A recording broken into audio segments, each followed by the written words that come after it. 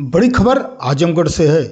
मां शारदा शिक्षण संस्थान के रजत जयंती समारोह में कुलपतियों और शिक्षकों का संगम। आजमगढ़ से दुर्वासा की तपोस्थली में महामंडलेश्वर विलीन रामलाल दास जी मौनी जी महाराज के आशीर्वाद से शिक्षा जगत की अलग जगाने वाले मां शारदा शिक्षण संस्थान के प्रबंधक फौजदार सिंह ने शंभूपुर गहजी में शिक्षाविदों को दुर्वासा की भूमि पर उतारकर सम्मानित करवाया। इस दौरान पूरा संपूर्ण इलाका मौजूद रहा।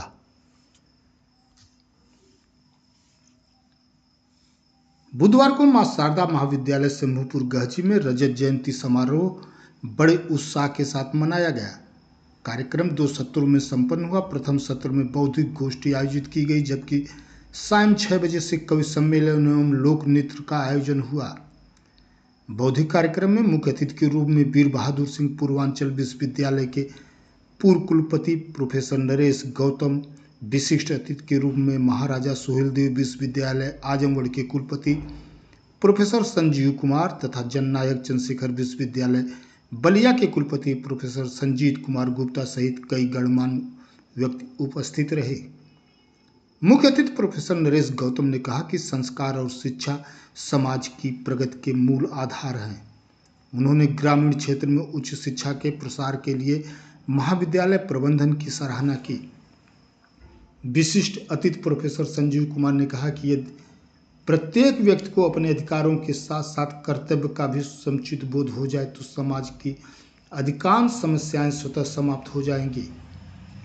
उन्होंने छात्रों से कहा कि वे केवल उपाधि प्राप्ति के उद्देश्य से नहीं बल्कि सच्चे ज्ञान अर्जन के लिए शिक्षण संस्थान आए। इस अवसर पर पूर्व कुलपति professor Harkesh Singh, doctor Ghanshyam Singh, professor Lalji Tripathi, पूर्व मंत्री शंभुनाथ सिंह आदि ने भी अपने अपने विचार व्यक्त किए।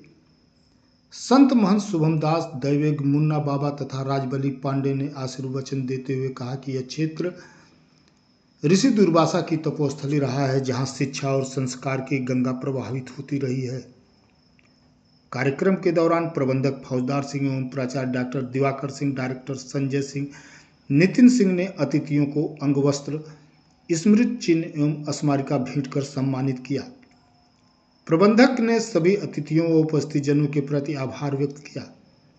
इस अवसर पर doctor Dharmraj Singh, doctor Ashok Singh, doctor Pravesh Kumar Singh, Ram Milan Singh, Diwakar Singh, advocate Manoj Choubey, Avinash Singh, Harivansh Singh, प्रधान राजेश सिंह, रिटायर अध्यापक राणा सिंह, संतोष सिंह, अनिल सिंह असिलाई, राजेश श्रीवास्तव, राधेश्याम सिंह, एडवोकेट प्रवीण कुमार सिंह सहित क्षेत्र के गणमान्य व्यक्ति उपस्थित रहे।